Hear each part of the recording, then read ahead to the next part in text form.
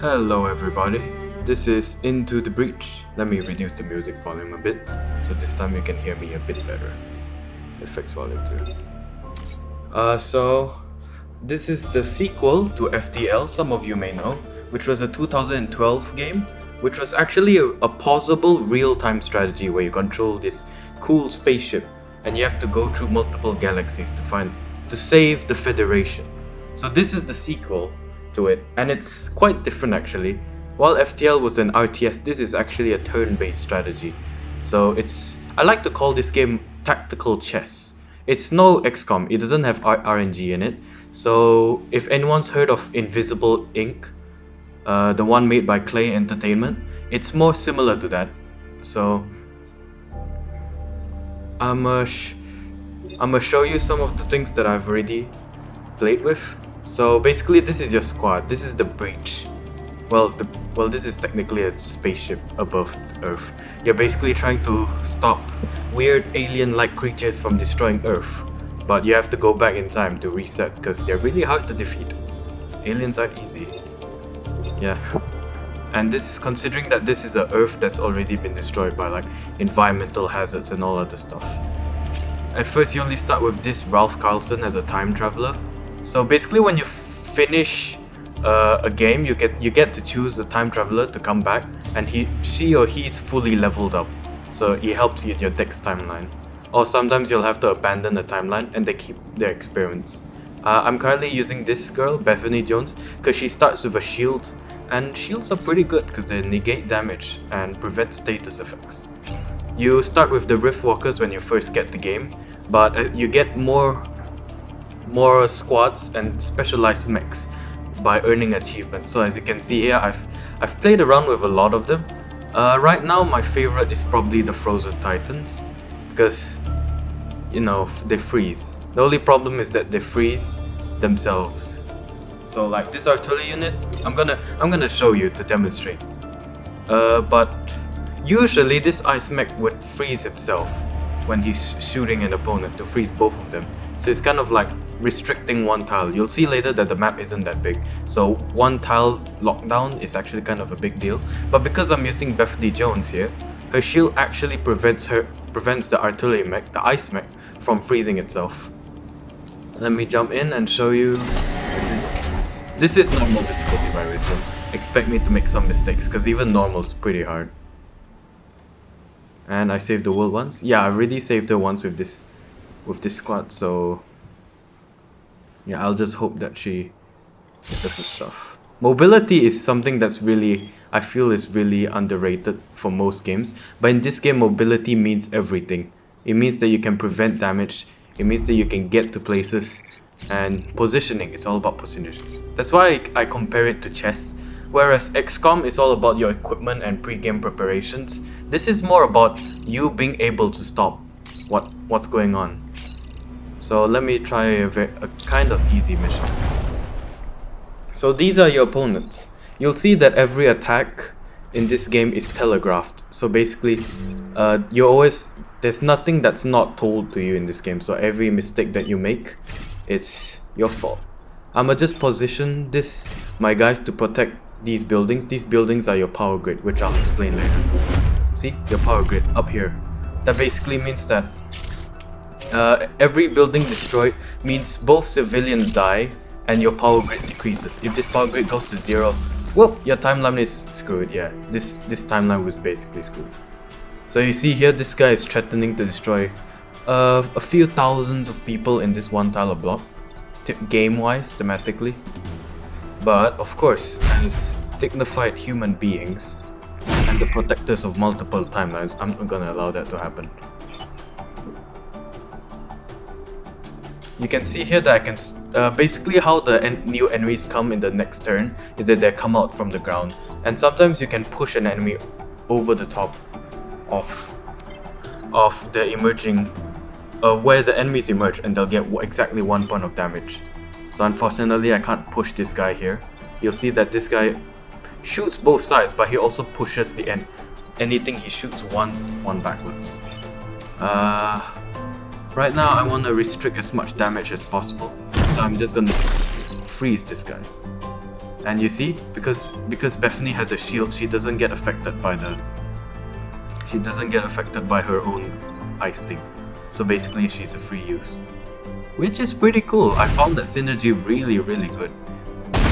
Usually if you use any other time traveler, this ice mech will be frozen itself too. So pretty good combo. I really like it.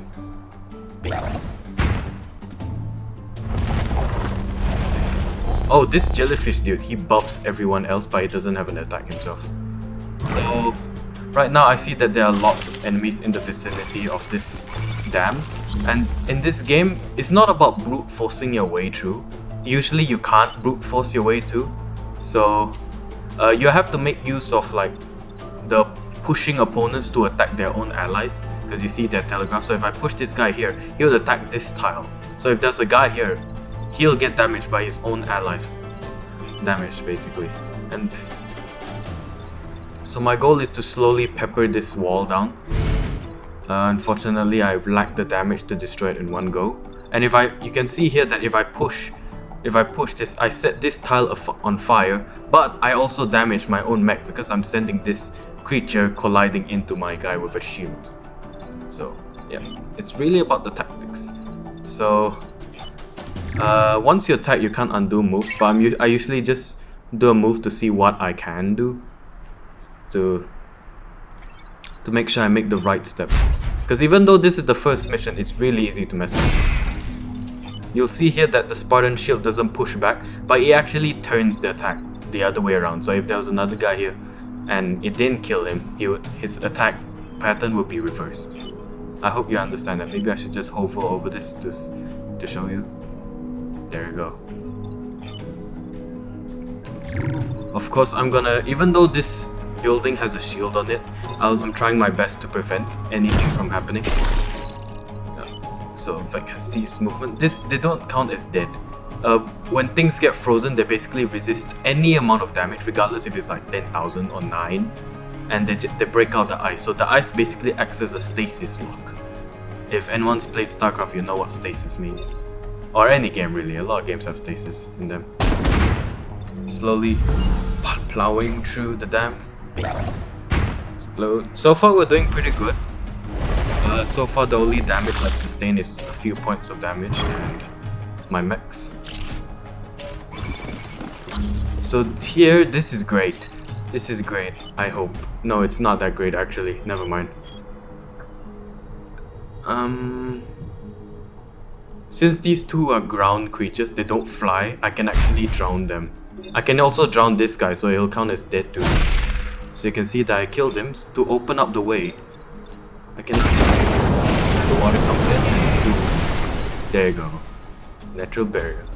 So now the next turn when they try to spawn, on the last turn they can't spawn here anymore because it's water. Actually, I want to freeze this guy, but he's kind of in a difficult position to kill. So maybe I'll wait for him to like come closer, maybe. I'm not sure. The AI in this game is pretty smart. Thankfully, this mech is capable of flying, you see. So he can she can attack perfectly fine because she flies. It's kind of cool things. So right now I'm gonna just try position myself. I think, should I position that way? No, I don't think so. She has a shield, so I'll show you what usually happens when this shield depletes. Also, you can freeze buildings to basically put them in stasis too, and you can freeze entire mountains. The sense of scale in this game, you don't realize it until you freeze a mountain. Oh darn. So some melee units that usually do 1 point of damage or are very weak have the capability of webbing. So my Bethany here can't move anymore basically.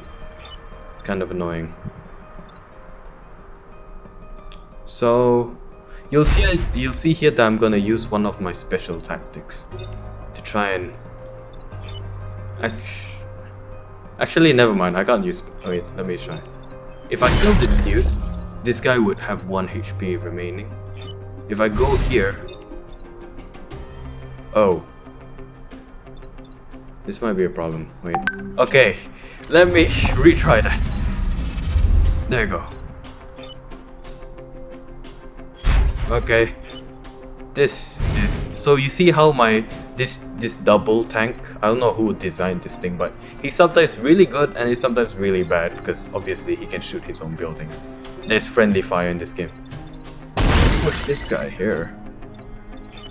Thankfully he does 2 damage, so I saved my Bethany. Because I really don't need my time traveler to die right now. I'm aiming for another achievement. And you're not going anywhere. So see, she froze herself because her shield has been depleted. And they escape after the turn, so you either try to eradicate them all or you survive. And just like that, I've showcased the core mechanics of what you can basically do. This next mission is kind of difficult, and I don't really want to do it right now, so I can choose to abandon the timeline. I'll bring Bethany again. So basically that timeline that I just played with, they're screwed now. But I'll show you another squad, and you'll see that all these squads have very different specializations. They're quite different. Oh, whoops. They're quite different in what they can do. Some of them have like special capabilities where they, for example, the Blitzkrieg. If you chain groups of enemies properly enough, you can do like this 12 long chain where everything just gets annihilated, and it's pretty cool. The hazardous mechs, they self-harm. Actually, they're probably the most unique out of everyone here because they actually survive by killing themselves, and they're pretty difficult. So I'm gonna try easy or normal. I'm gonna probably try easy because these guys are really hard to use. I regularly mess them up. I'm gonna also change my time travel. Actually, no, I probably shouldn't. Wait. No, I'm looking for an achievement, so I'm gonna just go normal. Start. They basically use a special status effect called Acid, and Acid doubles the damage they receive. +1. So you can see here that this mech damages himself as he tries to do stuff.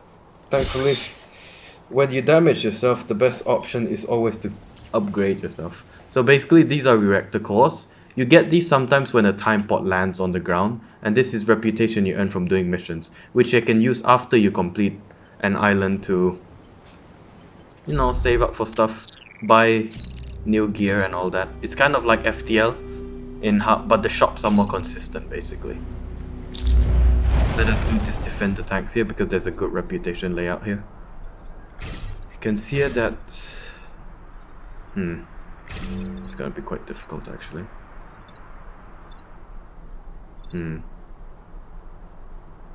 I think it's fine. I'm just advertising anyway, and besides, if something goes wrong I can always abandon the timeline. There we go. Remember I said time pot? That's a time pot from another dimension not dimension, another timeline. That's basically been screwed, that's why it's here. There's a sad day for humanity when you're forced to abandon your timeline and do whatever. So, okay, this is bad. I might showcase to you how this usually works, but I'm gonna collect the pod. You don't need to collect the pod as long as it remains undamaged when you finish the mission, you get it?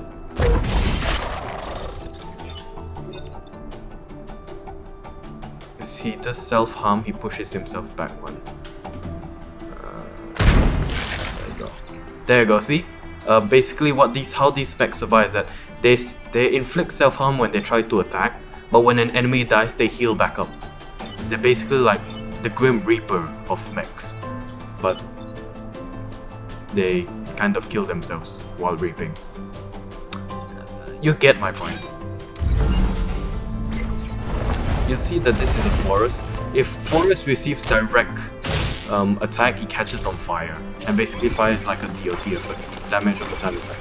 And environmental effects like fire, frost, or acid will always like occur before any other turn. So you can see if I hold Alt or I hover over attack order, you can see that all these guys have a special attack order. So if I could move this guy here, he would kill this guy. Basically because this guy does 3 damage. And this guy only has 3 health. So if I had a way to move him there, he would basically be screwed. And I wouldn't need to care about this even though it's under threat. Because this guy will kill him. Unfortunately, I can't do that now, and I just said that to explain, basically.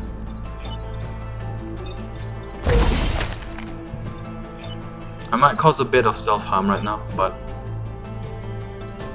yeah, it's not the most optimal solution. Can I undo move?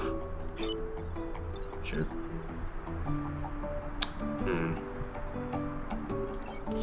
Okay, wait. Sorry, that was bad. See, it's really easy to mess up with the hazardous mechs. It's just the first mission and I really had to reset. This is terrible.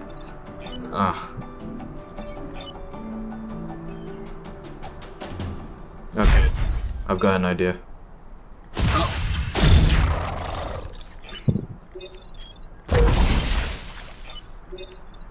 Oh.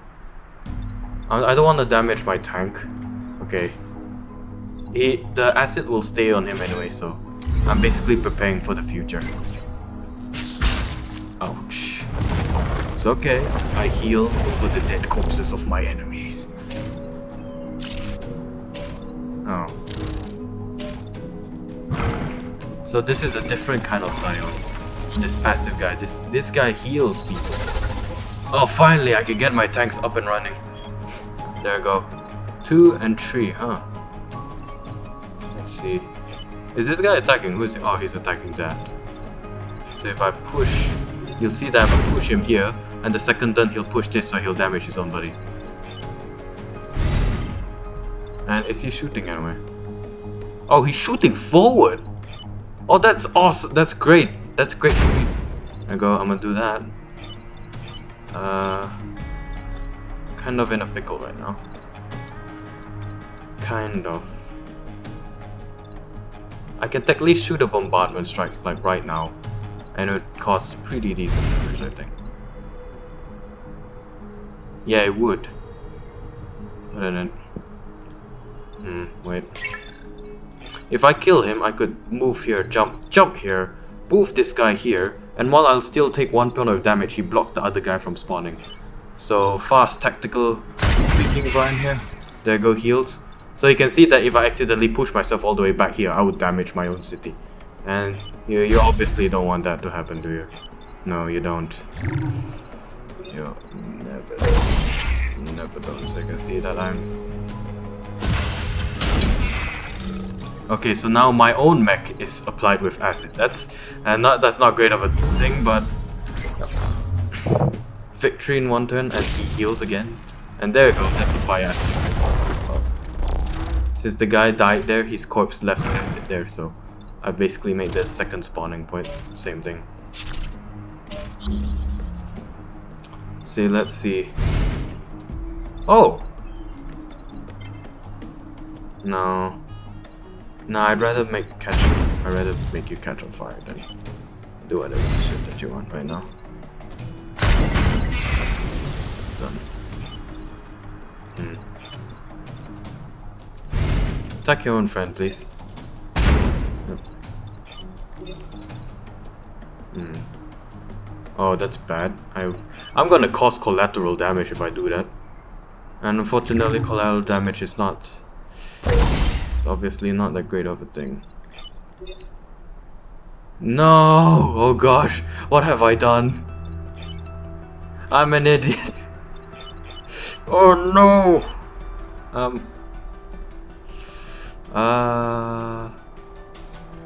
If I jump here, I'll still damage my own folks. No. Oh my gosh. Good. And there you go, 78 casualties. It's not only 78 people, trust me, it's way more.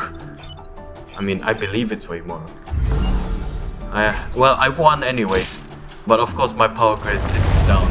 So basically the rest of this island is harder, that much harder, because I have less allocation. I did get reputation though, and I did collect a time pot, and there's this cool screen where you see what happens when you collect a time pot. And I got a reactor core. So instead of having to finish the island and buy my own reactor cores to upgrade my mechs using reputation, the time pot thankfully they sent reactor core, and this is why time pots are really important. You can increase the heal, so that's I can see how this makes increased damage better for these guys. +1 damage. Unstable max power beam. So that's Into the Breach, guys. I'm not save and quit. Save and quit actually messes up everything. I'm gonna abandon this timeline. Bring my Bethany Jones back. And there you go, that's Into the Breach. A tactical chess, the sequel of FTL. You can see that it's kind of grim. Multiple timelines being screwed over and all that. Not the happiest of stories, but FTL was hard, and so far I've been having a great time with Into the Breach too. I think it's more of my style of the game compared to FTL, because FTL was a real-time strategy, and I kind of prefer turn-based games nowadays, mostly because you can take your time and all that. Granted, FTL allows you to pause as well, so let's just say pausable RTS are kind of my thing nowadays, because limited time and all that. So yeah, I hope you enjoyed this short preview of Into the Breach. As I promised, it's roughly 20 minutes or so. So check it out. It's created by Subset Games. It's pretty good. I created another profile just called MechLord. I don't know why. It's pretty.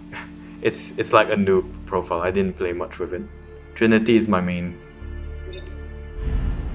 Trinity is my main class. I could actually buy a new squad right now. So, but obviously all these guys have special mechanics. They all play differently basically. Some rely on damage. The hazardous mechs rely on damage.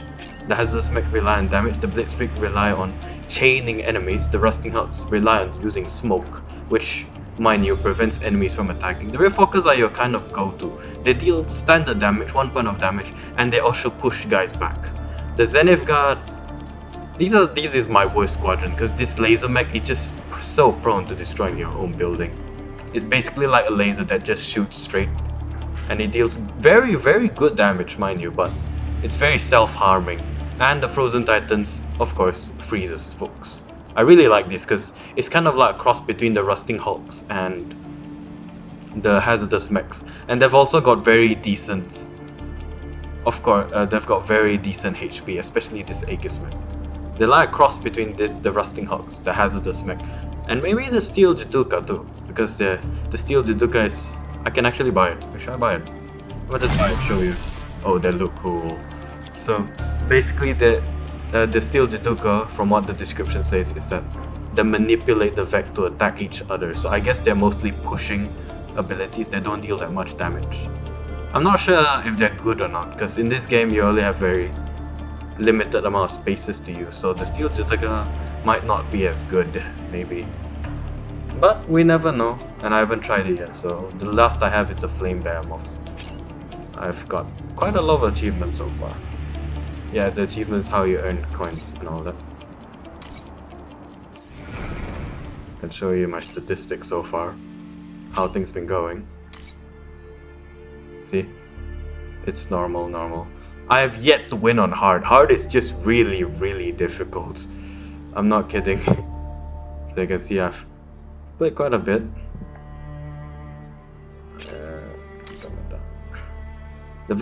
This game is very deep.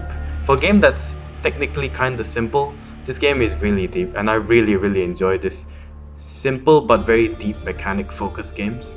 A lot of games nowadays are just complex. They have so many systems, but all these systems don't feel fleshed out. For a game like FTL and Into the Breach, this game, it has mechanics everywhere, but you always have the general consensus that you must protect your mechs so that they can protect other things. And yeah, basically. So this was Into the Breach. Hope you guys enjoyed. I'll see you guys later. This has been T-Block YouTube by Brian. See ya.